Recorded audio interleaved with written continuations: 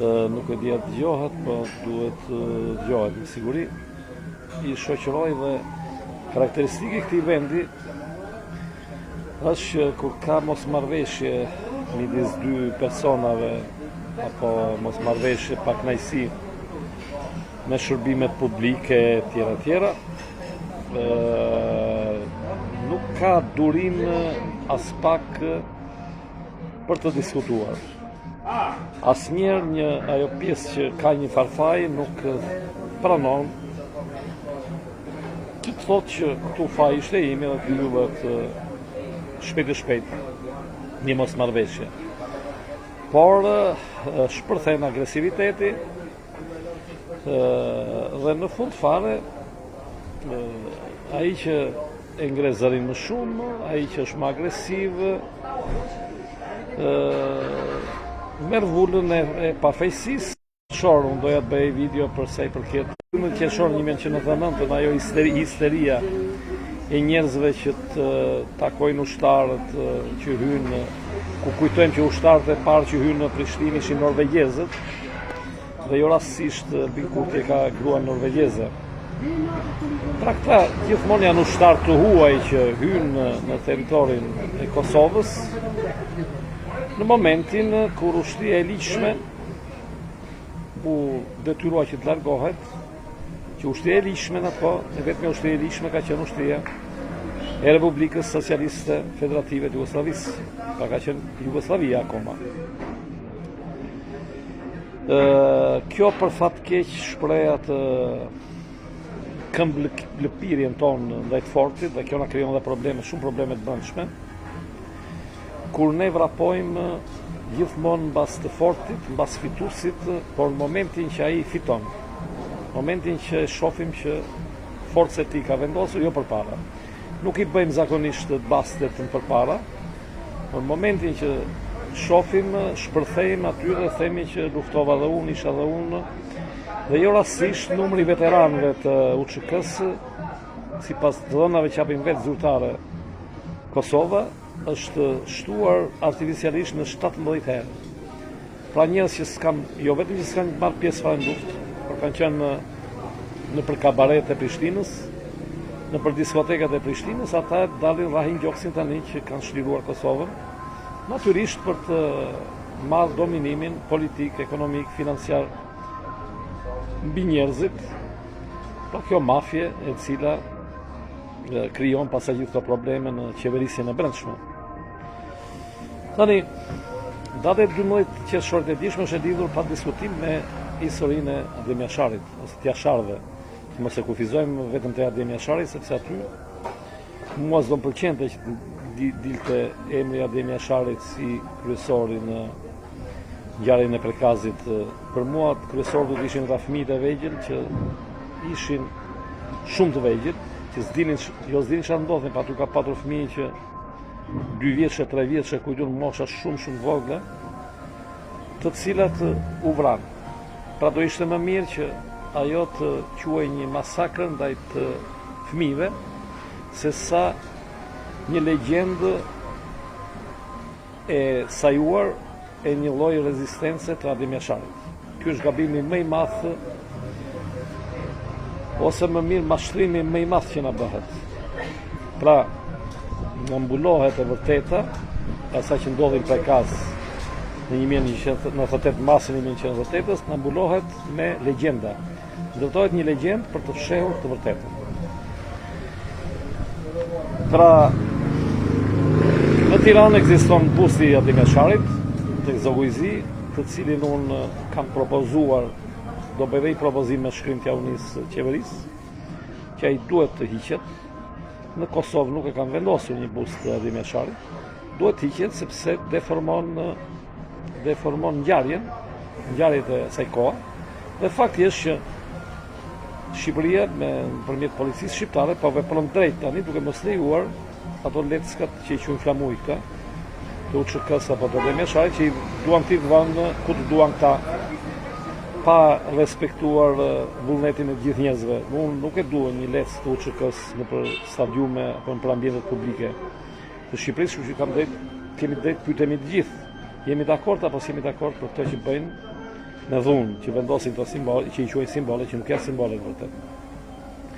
Tani ose ajo simbolizon gjakun e kosovarëve tje, jo. E para kryesorja e prekazit është të dali në sheshe vërteta çfarë ka ndodhur, sepse është mashtrimi më i madh që kosovarët vazhdojnë sot ta kosovarët e shitur, pra servilët, shërtorët e të fortëve. Kujtojmë pra që ti shërbesh NATO-s, si që bën këta në 99-ën, që një lloj sikur ti shërbesh kryqëzatave të Europës në mira vit përpara kur ka ndodhur, që nga 1100, të rreshtohesh pra me kryqëzata dhe të vrasësh muslimanët, të vrasësh bizantët e asaj kohe. Dhe ne e kemi bërë faktikisht, e jemi rreshtuar me Skënderbeun nga ne kryqëzatave, një gabim shumë i madh ai. Pastaj jemi të rreshtohesh me Europën përsëri ka shkatruar me luftën e parë botërore. Pra ty përsëri neve aty kemi qenë pozicionin vërtet të gabuar, por na kanë futur në gjojën pozicionin e duhur mbas kanë mbarur lufta.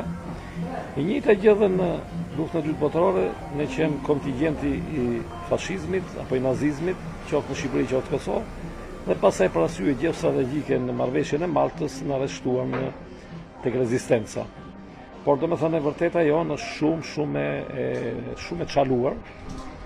Dhe kjo ka gjeneruar dhe këtë luftën e brendshme pasaj të tradhtarëve dhe të heronjë të shpiku, sepse s'mund të ketë rezistencë, siç ne quajmë këta tani i dëgjoja këtë klan Kosovën që Adem Jashari ishin rasti vetëm në botë, Adem Jasharin e kanë bërë agjentët e Kosovës, e kanë bërë spionët e Kosovës rast të veçantë.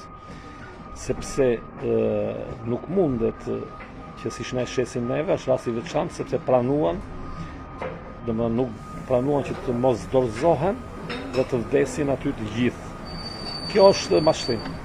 Ne nuk e dim për ata njerëz se çfarë tratativa, çfarë përpjekjesh u bën që të shpëtojnë jetët e fëmijëve, të shpëtojnë jetët e pleqëve, të shpëtojnë jetët e grave, të shpëtojnë jetët e atyre që si ishin dakord me atë zgjedhje që ne duam të japim jetën, por nuk dorëzohemi gjallë armikut.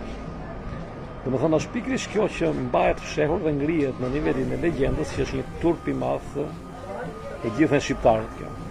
Që ne të pranojmë këtë lloj legjendash, sikur ne jemi të smurë kur na rrethojnë armiqt, po themi që Serbi ishte armiku, po e pranoj dhe unë. Kur ne na rrethojnë armiqt dhe neve 3 ditë aty të themi jo do vdesim këtu edhe nuk do zohemi të gjallë, por duke mbajtur peng fëmijët. Domethënë unë nuk e kam problemin te Adem Jashari e tek ai tjetri Hamz Jashari. Ata ishin të rritur, nëse ata donin vërtet ta zgjidhin të vriteshin dhe mos dorëzoheshin, problemi i tyre. Po ata s'mund të zgjidhin për fëmijët. Që gjoja fëmijët të jepnin municione që të luftonin ata fëmija 4 vjeç, ndihmon tani për emzin, domethënë edhe ata sot kjo vazhdon, kjo smundje që shfrytëzojnë fëmijët. I shfrytëzojnë duke bërë shenjën e gishtat shqiponjës, i shfrytëzojnë për këto qëllimet nacionaliste dhe normalisht ta prindër unë uroj që të kthehet ditë kjo që po ndodh tani, kjo gjë e keqe, që të korrigjohet dhe këta rrezikojnë që të humbasin dhe fëmijët e tyre. Sepse ti që je i rritur nuk mund të informosh fëmijët.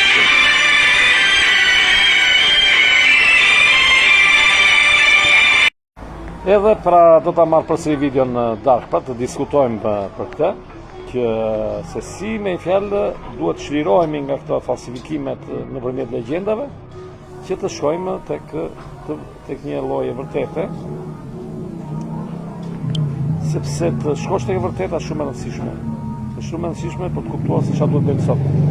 Sepse nëse na ngrihen masakrat që janë bërë ndaj fëmijëve, këta na i shesin si legjenda, sikur fëmijët e zgjodhen vetë të vriten aty se do shlironin atë dhe na edukojnë përsëri fëmijët e vegjël me këtë marrëzi nacionaliste, që t'i rrisin keq, që ata të ju nxisin që kur janë fëmijë të vegjël urrëtitjen etnike midis shqiptarëve, grekëve apo serbëve, apo qoftë brenda shqiptarëve.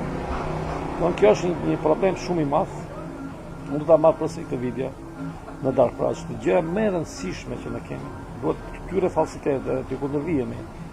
Nuk është e mundur, 59 veta ishin në një mendje që neve do pranojmë do vdesim këtu, të vritemi që të gjithë dhe të bëhemi legjend në gjithë botën, rast unik ne shqiptarët e Kosovës, që se si neve pra dhe unë japim jetën e tjera, është mashtrim ky.